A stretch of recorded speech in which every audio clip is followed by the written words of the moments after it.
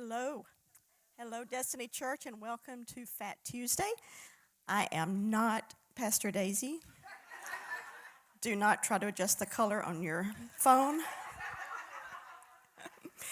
My name is Rhonda Fleming, and I get to share with you tonight how to get started writing a book. I am an author and an editor, and I love sharing these tips because I believe a lot of people have a book in them. I believe a lot of people have blog posts in them, articles. Not everybody's supposed to write a book, but I think everybody probably needs to write something or somehow tell their story and get it out there. So, what I'm going to share with you tonight is geared toward nonfiction writing, nonfiction authors, because that's who I typically work with. But no matter what you're writing, there are some tips in here, some things that you can use in what you're writing. Also, I'm going to share my favorite process for writing a book. There's a lot of different ways that people write books. My process involves a lot of planning because with a nonfiction book, you have a message to tell and you need to tell it the best way that you can. And just sitting down at the typewriter, you know how the image you have seen for years, sit at the desk, put the piece of paper on the typewriter and start typing. Chapter 1, and here we go, la da la da da da. That rarely, if ever, happens. It's, number one, you do a lot of rewrites, but number two, you have to plan it out beforehand and know what you're going to say. Not to say God doesn't give you downloads for your message, and He may give you a lot of downloads in preparation for your book, and then you organize it to the best way to share that message. But I think the more work you put into planning ahead of time, the easier it's going to be for you to write. So here, let's dive in. First thing you need to do is answer some questions. The first question you need to answer is why. Why are you writing a book or writing whatever it is you're writing? Okay, maybe God told you to, but why does He want you to get that message out? Do you have a story, maybe of pain from your past that you have not just survived, but now you are thriving and you need to share how you did that with people? Maybe you have a business and you have a process and you solve problems for people. And in order to get some more business, you share pieces of that with your potential audience, with a book or an ebook or just some business materials. But you need to know why you're writing, because especially writing a book, it takes time. It's not a sprint, it's a marathon.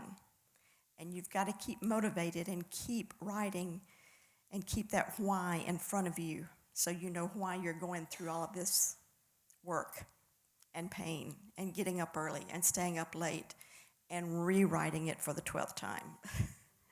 So keep your why in front of you so you remember. The second question you need to answer is what? What are you writing about? What's your message? What's your topic?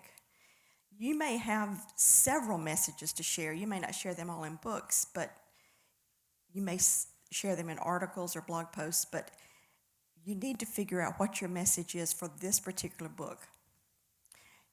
So you may want to make a list of all the different topics that you're interested in and that you have expertise in or that you've learned and want to share with others, and then narrow it down to which one really is resonating with you right now. So you may want to keep that list for later, but work on one message right now. And the third one is who. Who are you writing this book for? Who is your target audience? I don't know how many authors have told me, but everybody will get something out of this book. And they're right. And everybody will probably get something out of your book. But you can't write a book for everybody. You've got to narrow down your focus. So if you were a young single mom and you survived and you've got some steps that you took, you've got some wisdom that you learned that you want to share, then write to that young single mom. Yes, young single dads may get something out of it. Grandparents may get something out of it. But you've got to write to that person. You've got to write in the vernacular that they use to describe their problem and their issues and share it in a way that they can receive it and they can understand it. So those three questions, why, what, and who, are the most important things you need to answer before you start writing your book. Because if you don't know why you're writing or what you're writing or who you're writing to, you're really not ready to get started. Okay, let's go. There's three more questions that you really need to answer. And one is when. And this is kind of twofold. So when does this book need to be written?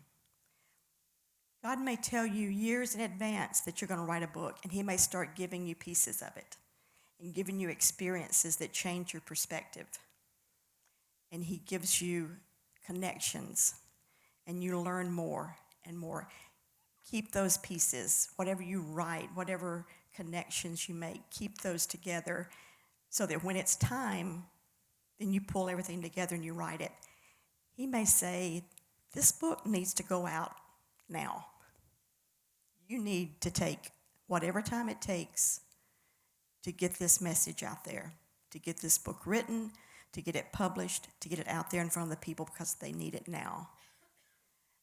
There's something I wrote at the top of the handout tonight. It says, someone out there needs to read the book God is asking you to write. If God's asking you to write a book, it's because somebody needs to read it. Probably many somebodies, but also he's asking you to write it. Like Daisy's been talking about, this vision thing we have, it's our choice whether or not to go for it. But if we don't, we're sinning because this is our purpose in life. So if he's given you a book, it's because somebody needs to read it. So you need to write it. So figuring out when he wants that book released is important. And the other thing is, when are you going to write it? What time of day? How often? How much time are you going to put into it? It's just like quiet time or date night or one-on-one time with your kids. Those happen by chance every once in a while, but unless you're strategic, they're not going to happen on a regular basis. Writing is the same way. Unless you set aside that time to write, what day, maybe you just have time, maybe you're busy and you have time, maybe one afternoon a week you can spend 2 or 3 hours on it. Then do that and set aside the time to write, but determine when you're going to write that book. Let's see, the next question is how. I love a pen and paper. And when I journal, I use a pen and paper. And when I'm brainstorming, I use a pen and paper. There's just something about it. But if I'm ready to write a chapter or a piece of a chapter, I have to have my laptop because I can type a whole lot faster than I can write. So I use my pen and paper sometimes. I use my laptop sometimes. Just whatever works best for you. There are also other things. You can use a voice to text. There's a program called Dragon that you can purchase, put on your computer, and you can talk into it, and it will type what you're saying. But there's also a free one. If you have a Google account, go to Google Docs. When you open a new doc, and over in the left-hand side, there is a microphone, and click on that, and you can talk into the microphone on your laptop, and it will type it up. And it understands Southern pretty well. All right, let's see. So how are you going to do it? There's one other way you can write, and that's to pay somebody else to write your story. Sometimes business people do this. They're just too busy, but they may need an ebook to use for advertising, so they'll pay somebody to write it. I actually ghost wrote a book for a friend of mine a long time ago now, and she's a fabulous speaker. She speaks all over the Southeast. She has an incredible story. She had a horrid childhood, and now she has her PhD. She's a family counselor. She owns a whole business of counselors, and she speaks. But because of trauma in her early life, and she didn't have a lot of educational opportunities, she has a hard time writing. So she dictated on a small little micro cassette her story, different pieces of it, and gave it to me, and then we wrote her story, and it's an excellent story. You may need to do that, and that's fine. So you can use pen and paper, or you can use your laptop and just use Word. Word is the best program out there, whether it's Microsoft Word or Word for Mac, but that's the easiest way to keep up with it. Then you can use the voice to text or the ghostwriter. All right, the last question is where? Where are you going to write? You can write at home, you can write at the office, you can write at the park. With our laptops, it is awesome. You can just about write anywhere. But if you get to the point where you're having trouble, you sit down and you just can't get the words to come, if you'll set up one place at home where your mind knows when your body goes in that seat that it's writing time, sometimes that will help.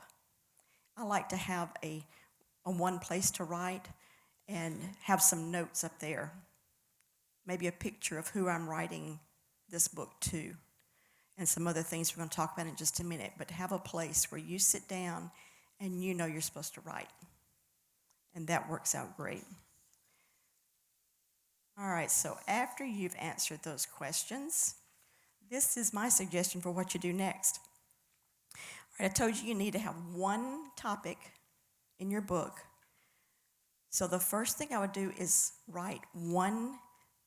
use one sentence to describe your message. When you talk to somebody and they'll say, I'm writing a book, and you go, what is it about? And they might fill your ear for 5 minutes. But people need to be able to say, my book is about this, or my book is going to do this. It needs to be one sentence, very focused. And the next thing that's so important is to take that message and then write what is going to be on the back of your book, your back book cover. All right, here's an example. When I go in the bookstore and I'm looking for a book on a particular topic, and I go to that section, I'll turn my head and read the titles, but usually I'll just pull every one of them out, start looking at them. And I'll look at the cover, and I flip it over, and I read the back. Because what does the back tell you? It tells you what you're going to learn in that book. It's going to tell you what you're going to be figuring out, how to solve your problem, what you're going to get encouragement for, how you can learn to run your business better. Whatever is on the back of that book is what I expect to get out of it when I read it. So if you will go ahead, it's not going to be the final version of what goes on the back, but at least it will give you guardrails. Pastor Daisy talks about guardrails, using your vision as guardrails. These are guardrails for your book that's going to keep you in line, so you know, okay, I got to be sure that I tell them this, because that's what I'm promising them in this book. So those two things, the one sentence that describes your message, and then maybe it's some bullets. Maybe it's some questions you're going to answer for these people. Maybe it's just some things that you're going to encourage them about. Write those down and have that up in front of you when you write. And that's going to make it easier to stay focused on what you need to say instead of running off over here, over the guardrails, chasing a rabbit, right? Which is so easy to do when you get to talking or writing. Okay, the next thing, I would get some 3x5 cards and start thinking about topics that you need to share, subtopics you need to share, maybe statistics, maybe examples. Maybe if you own a business, you've got an example of a prospect that you helped. You need to share that. You don't have to write all these out, but at least so you know what you're talking about. Put those on the 3x5 card. Maybe you've got quotes, some very important quotes, and also scriptures. Write all those individually on cards. And then when you think you've written it all out, and this could take months. I mean, who knows? Just as long as you keep coming up with ideas that need to go in this book, so that your readers know what you've promised them on the back of it. When you've finished, then organize them. Organize those 3x5 cards by topic, because these are going to become your chapters. So then if you end up with a huge stack for one chapter and the rest of them are small, then you got to look at that and say, maybe this is a book on its own. Maybe I just need to share a little bit of this with these other chapters in this book, and then go back and do an in-depth book on that topic. So those 3x5 stacks are going to help you. But organize them by topic. And then the next step, we've got to figure out what order we're going to put those in. Typically, if you're telling a story that happened to you, you're going to tell it in chronological order.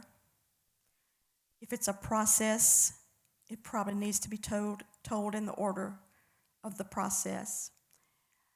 Maybe it's easy to hard steps. Maybe you teach them the easiest thing first and then build on that and build on that. Maybe it's just topical. Maybe you're covering several topics about your main topic. But just decide what is the best way to present that material. And the next thing is to create bookends, and this is what I mean by bookends. One of the best ways to put your readers to sleep when you're telling them your story is to start with your birth. Then I turned 2, and then I went to grammar school, and then this happened in middle school. Don't do that. Find the most emotional part of your story and pull them in at the beginning. You don't have to finish that part of the story yet, but that's a way to pull your readers in and get them interested in your story. Then you can go back and tell it like you feel like it needs to be laid out. And then you can resolve that toward the end. This is a great example of that. I worked with this lady, Connie Carey. Her book is Falling Up, and she is an unusual woman. She has got so many talents and gifts. But this book is about her father's suicide when he was older and how she got through that, some of the guilt that she had about it. So we met at a speakers meeting in Atlanta, and she asked me if we could meet about me possibly editing her book. So we got together, and she was telling me her story, and she told me about a prophetic dream she had a week before her dad committed suicide. And I went, oh man, that's powerful. She said, yeah, I know. And I said, you are going to share that in the book, right? And she said, oh, no, it's too personal. I just can't do it. And I went, yeah, you need to share that in your book. So what we did is we told the dream in the first chapter. It's a very short first chapter. And we left it at that. And she says, a week to the day, I learned what my dream was about. And then we resolved it in the end, in the very last chapter. That pulled people in, and it kept them wondering about the dream and how it was resolved. So something to keep your readers reading, something to pull them in. If it's a business book, maybe you've got a client that you just did fantastic things for. So you tell what bad shape they were in the beginning. Maybe they were about to close their doors, and then they met you. That's it. Don't tell them the results yet. But then tell your process, and then share the results near the end. And that will keep them reading. So after you've done all of that, it's time to create your outline. Take your 3x5 cards in their stacks that are your chapters, in the order that you feel it's best to share them, and start typing them up in a Word document. So you've got chapter 1 or chapter about so-and-so, and you've got any quotes you want, any scriptures you want to share, any examples, and you don't have to write them out yet. Just put the topic there, just like is on the 3x5 card. and go through the whole book like that. And then you get to write it. And what that means is you don't have to start at chapter 1. Maybe you've got something that just happened that is so fresh on your mind, and you want to go ahead and type that up. Go there and type that up. And then the next day you may think, oh, I need to write about this today. Go there and write about that. You do not have to write in order if you've got a good outline. Then you can figure out how to put the chapter together and how to best tell that part of the story. And that's just the beginning. That's just the beginning of writing it, okay? But at least with an outline, you've got something to go by, and you know where to go next. All right. So now I'm just going to share some writing tips and some no-nos while you're writing. Write every day. Doesn't matter what it is. If you just journal in the morning, or write your grateful list, or write your prayer, but just something to keep it writing. One thing that a lot of people who are going to write a book do is they start a blog post, and they just put their thoughts and all, just to get used to typing it and writing it and putting it out there and having other people read it. And they also hone their voice with their writing. So that's something you can do, but write every day. Next, use the simplest language you can. When you're writing a book for the public to read, it needs to be written at an 8th grade reading level. If you're writing for your PhD or you're writing a college textbook, that's another story. But if you're writing for the general public, it needs to be written at an 8th grade reading level.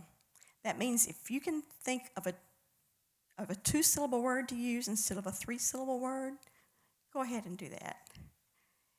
Don't have these long words that people have to stop and look up. And you may not have to look it up, but 8th grade reading level, remember, keep it there. It's hard to do sometimes, but it's necessary. One thing I tell the authors I work with is we don't want our readers to stop reading. And if they have to stop and look up a word, they've stopped reading your book. You want to make it as easy for them to read as possible. The next thing, are there any English teachers here? I hope not. Do not write like your high school English teacher taught you to write. Write conversationally, more like you talk. It's okay to have a 1-sentence paragraph in a book. It's okay to have a 1-word paragraph in a book if it helps get the point across. Don't worry about writing like your English teacher taught you to write. Don't worry about ending a sentence with a preposition. It's okay. You have my permission. What you don't want is somebody reading this perfectly written, perfect grammar sentence and stopping and going, now I thought my English teacher said that. Is that what she taught me, or was it the other way? You don't want that. Just write it conversationally so that the average person can understand it. Mix up the length of your sentences. Don't have your sentences all the same length. Have some short ones, some long ones, and several medium ones thrown in there. Believe it or not, even though you're not reading it aloud, if your sentences are the same length, your mind is catching that. And it's da-da-da-da-da-da, da-da-da-da-da-da, da-da-da-da-da-da, and that's rhythmic and will put you to sleep. So mix up the length of your sentences. And keep your paragraphs short. People's attention spans are not what they used to be. And if a reader looks at your book and sees this big amount of text coming up, like a paragraph that's like 12 lines long, they may skip over it. So typically a 5-line paragraph is a good length. So even if you have to break it up so that it's not written like your high school English teacher told you to write it, that's okay. Just break it up so people will read it, because that's what we want. Here is one big no-no that I am not really good at obeying. Don't edit as you write. Don't edit. You look back and think, oh, that wasn't even a complete sentence. It's okay. You've got plenty of time to go back and change it. Just keep writing. I would write until I at least had the entire chapter written before I went back. You may even want to do a whole section, 2 or 3 chapters. Just don't edit. It's going to stop the flow of those thoughts, of those ideas, possibly that download from God that you need to get down on paper. So keep writing. Don't edit. All right, here's the next one. Don't plagiarize. If you quote someone, put quotation marks around it and give their name every time. Every time. But plagiarism is not just that. It's also summarizing something somebody said. It's taking another person's language, thoughts, ideas, or expressions and not giving them credit. Instead, you're claiming them as your own, even if you don't say that. Because when you publish a book or a blog post or a Facebook post, you're kind of copyrighted. You're saying you said that. So if you didn't, that's not your words, if that's not your ideas, you need to give the person credit. And if you don't know, just say you don't know, I heard this quote, it's not mine, here it is, and put quotes around it. All right, here's a big one that I have had to talk to some authors about. You can't include song lyrics in your book or blog post unless you have prior written consent from the person owning the copyright for those words. And that's usually not the person who wrote the song, and it's usually not the person who performed or recorded the song. It's typically the publisher, the publishing company, and they will typically charge you money if they let you put it in your book. And it can be several $100s. So figure out another way to say what you need to say. You can put the title in there, the title of books, of songs, of movies, but you can't put song lyrics without prior written consent.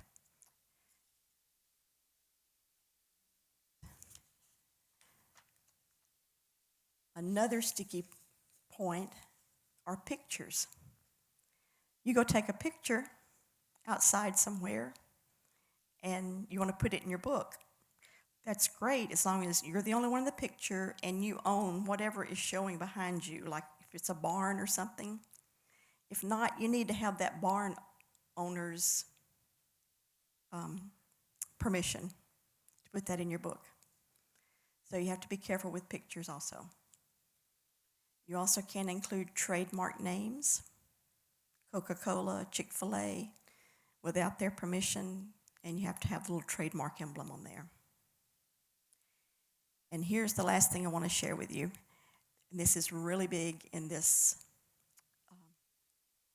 room. When you're sharing scripture in your book or blog post or anywhere else, you need to share the book it came from, the chapter, the verses, and the translation or version you're using. And in the book that you write, you'll have to go and find their copyright information for that particular version and put it in the front of your book on the copyright page for every version you use in that book. And there are rules to how much you can use. They don't mind you using scriptures, but I think it can be typically 500 verses in your book, and it can't amount to more than 25% of your entire book. And it can't be an entire book of the Bible. So there are limits, but you still can put a lot of scripture in there, but you've got to put what version you used and use their copyright information for it. And that is what I have for tonight. Thank you for letting me share. And we look forward to seeing you next week. And next week, Pastor Daisy will be back. Bye, Destiny.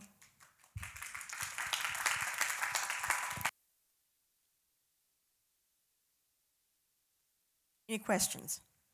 Yes, Seth.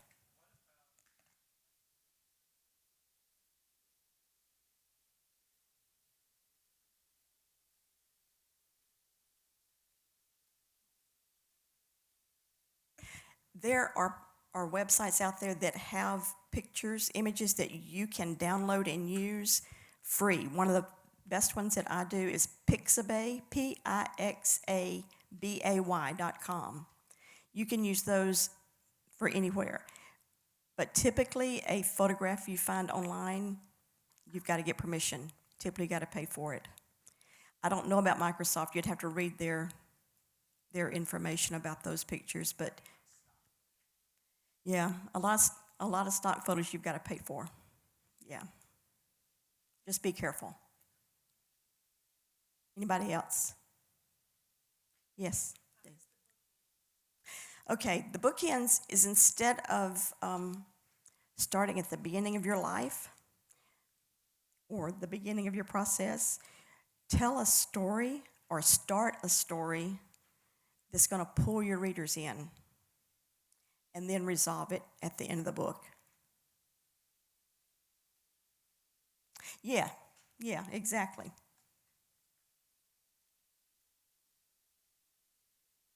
Yes.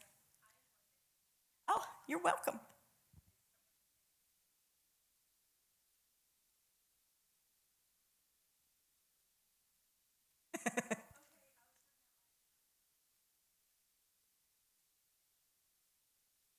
Exactly.